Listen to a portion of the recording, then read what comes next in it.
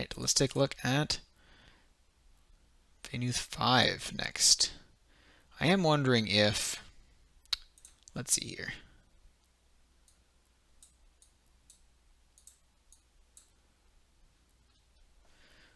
Curious if I can read it right from the website, if it would look good or be too intrusive here this way. Yeah, I think this would work. Might make it look a little better while I'm reading it, give it some texture and flavor. Nobody likes to just stare at Microsoft Word for that long. Alright, Vaenuth 5.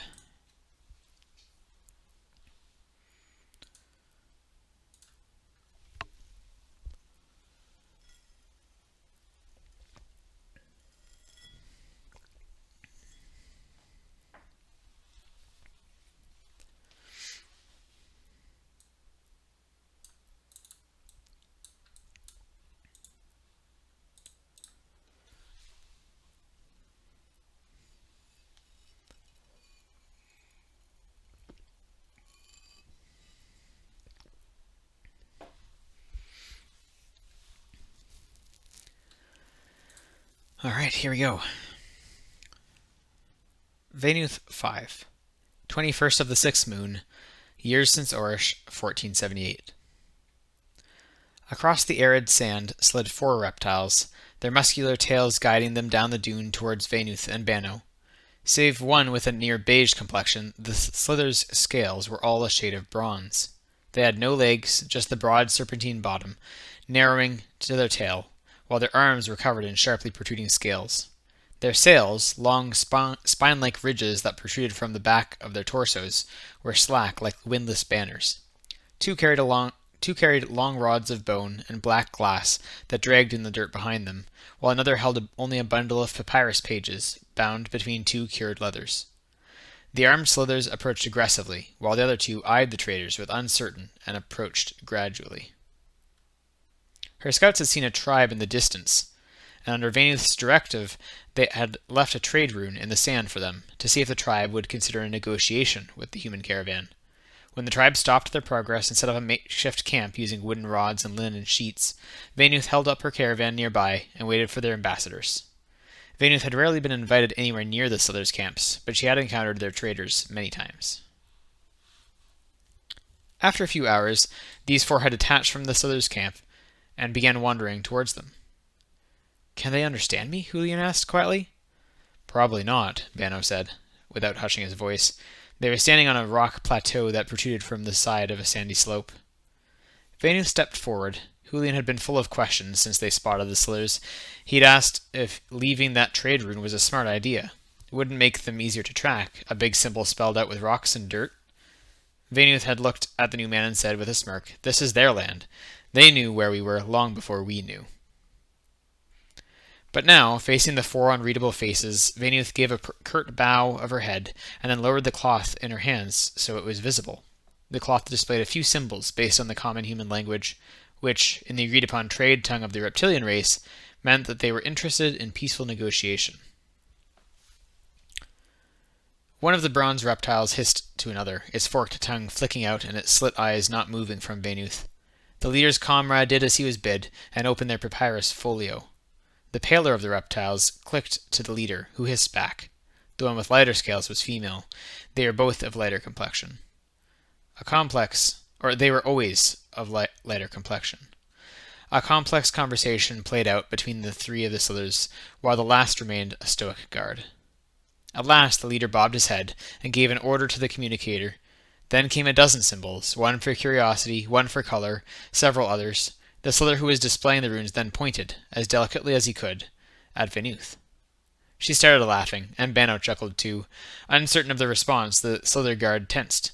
He had somewhat cloudy skin, or scales, and would be molting soon. Slithers got fairly jumpy when their eyesight faded in such a way. "What?" asked Julian, just stepping back a step.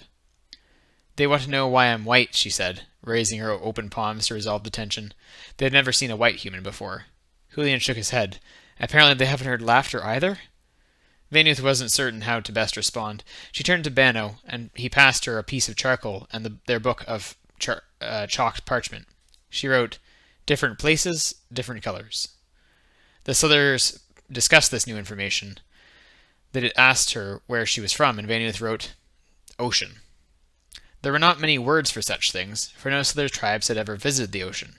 The ocean of sand was their domain, and the ocean of water was humanity's.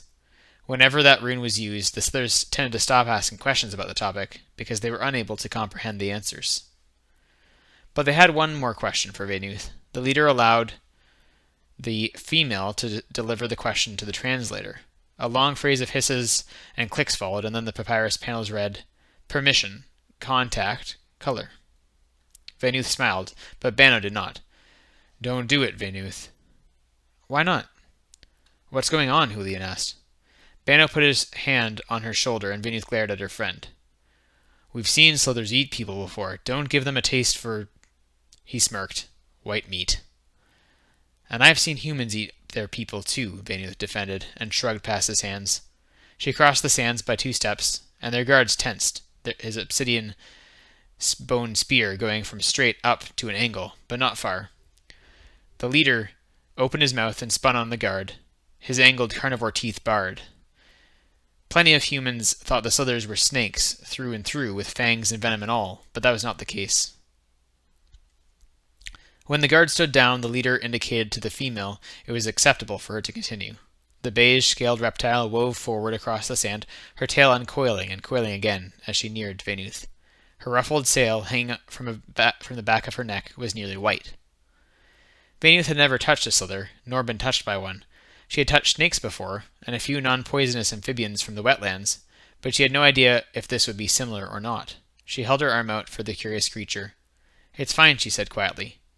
The Slither returned a quiet whisper, and reached out one of her scaled arms. She had small hands compared to the muscular guard, with long fingers and white claws at the end of each. Very carefully the Slither reached out and placed her fingers on Vaenuth's arm. They were surprisingly warm in temperature. They had always thought that they were cold-blooded, and the rough-looking scaly skin was smooth as marble. She clicked from her mouth a few times and nodded her snouted rectangular head to Vaenuth, like a bow, before offering her own arm for Vaenuth to touch. It seemed only appropriate that she return the contact, so she touched the scaly arm, careful not to cut or catch herself on the outward angled beige scales. Then she stepped back, and the Slither used its tail to pull itself back towards its group. Bano shook his head at Vaenuth as Vaenuth returned to him. "It's fine." The Slithers displayed a few symbols of gratitude and then began to ask about Vaenuth's purpose. They were a little disappointed, it seemed, that she is not interested in an extensive trade of goods with them. She had to get her trade supplies to the river towns to obtain the white lead. Despite that, they exchanged some foods. Despite their carnivorous nature, the Slither tribes enjoyed a variety of spices and salts obtained from human regions. In exchange, they supplied Vaenuth's tribe with some antelope meat they had caught recently, and a pack of herbs from the rocky crevices and cacti. That evening, as the temperature dropped, the Slithers set off into the cold night, while Vaenuth's group huddled for warmth. By the time that the moon rose, she had joined Bano for warmth. They slept close together beneath a sheet. There was nothing odd about it, as many of the men in the camp kept close for warmth too. She awoke at some point in the middle of the night, and found herself crying. She wasn't certain what memory had brought her to that state, and she dried her eyes, hoping that her big furnace of a friend had not been stirred by her dreams and seen her tears. It would only concern him, and she wouldn't have any of that. She lay awake for the rest of the night, eyes staring into her dark tent. There were still 14 days, close to 3 weeks, from the Logren rivers. Alright, so there we had Vaenuth Chapter 5. We encountered the Slithers up close and personal this time, after hearing about them for a few chapters, and also developing them even more on the interactive wiki portion of our stream.